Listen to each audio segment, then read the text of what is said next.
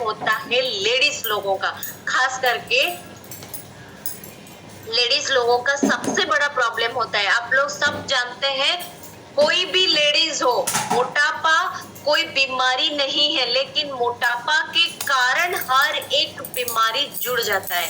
लेकिन खास करके मैं बताऊंगी, अगर लेडीज को गायनिकल इश्यूज है, उसका पीरियड से ही उसको सारा बीमारी आती है। ये 100% ट्रुथ है, जो कि मेरे साथ भी हुआ था, जो कि इरेगुलर पीरियड्स के वजह से भी बहुत सारे प्रॉब्लम आना शुरू हो जाती है। फर्टिलिटी का प्रॉब्लम होता है, एब्सेंट मेंस्ट्रुअल साइकिल, जो कि मेंस्ट्रुअल साइकिल डिस्टर्ब होता है, क्योंकि वहां पे लेडीज लोगों का जितना सारा वेस्ट रिमूव होता है, अगर वो नहीं रिमूव होगा, वो बॉडी में डिपॉजिट हो जाता है, तो वहां से हम लोग को बहुत सारे प्रॉब्लम आना शुरू हो जाती है। चाहे जॉइंट पेन से लेके गैस्ट्रिक से लेके आपको कुछ भी प्रॉब्लम आता है ना, तो पहले चेक कीजिए आपका डेट, पीरियड्स का आपका फ्लो, आपका कितना दिन फ्लो होता है, कैसे तरीके से फ्लो होता है, और कब कब आपका पीरियड शुरू होती है। एग्जाम्पल मैं बताती हूँ, जैसे कि आप अगर 7 डेट को होते हैं, डेट ऑफ 7 अगर होते हैं, तो 7 डेट से लेके 7 दिन, उसका 7 दिन कितना, 7, 8, 9, 10, 11, 12, 13 डेट तक उसका 7 डेज कंप्लीट होता है। उसके बाद मोर 10 डेज, जो कि 23 डेट, 7 से 23 डेट के अंदर अगर आपको पीरियड्स नहीं आता है, उसके बाद अगर होता है, तो आपको बहुत सारा चैलेंजेस आने का चांसेस रहता है बॉडी में। तो ये सारे चीजें नोट डाउन करके रखिए, ये सारे चीजों को आप मेंशन करके रखिए, ताकि आपको बाद में आपको हेल्पफुल होगा, आप जान पाएंगे।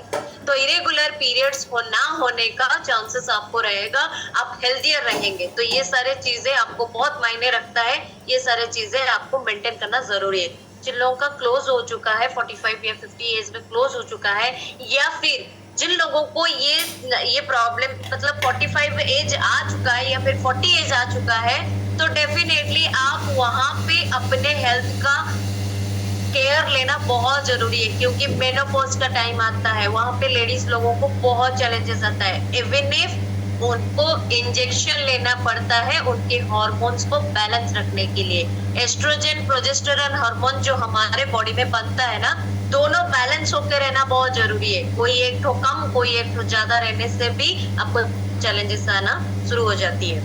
मैं आगे बताऊंगी क्या करना है। प्री मैच्योर बर्थ, बच्चे जब प्री मैच्योर बर्थ होते हैं, माँ को कुछ प्रॉब्लम रहता है गायनिकल इशू के वजह से, या फिर ओबेस्ट्रिक जो कि ओबेस रहती है, जिसके वजह से बच्चा प्री मैच्योर बर्थ मतलब पैदा हो जाती है, मतलब टाइम नहीं आने से पहले पैदा हो जाना, 7 महीने में या फिर 7 महीना लगा है तभी पैदा हो जाते हैं। तो ये प्री मैच्योर बर्थ होते हैं। बच्चे को कोई ना कोई प्रॉब्लम रहता है, बहुत रेयर केसेस में बच्चों को कुछ नहीं होता है, लेकिन बहुत सारे ऐसे हैं जो कि माँ लोग अपने आप को ध्यान नहीं देते हैं, जो पाए वो खा लेते हैं, जो मन होता है वो खा लेते हैं। एक होता है ना प्रेगनेंसी के टाइम लोग सोचते हैं अरे माँ को तो ये सारा चीजें इच्छा होता है, उसको दे देना चाहिए, लेकिन पहले फूड जब मुंह में डालते हैं प्रेग्नेंट लेडी, उसको समझना चाहिए कि मैं क्या खा रही हूँ, मेरे अंदर और एक जान बढ़ रहा है, राइट।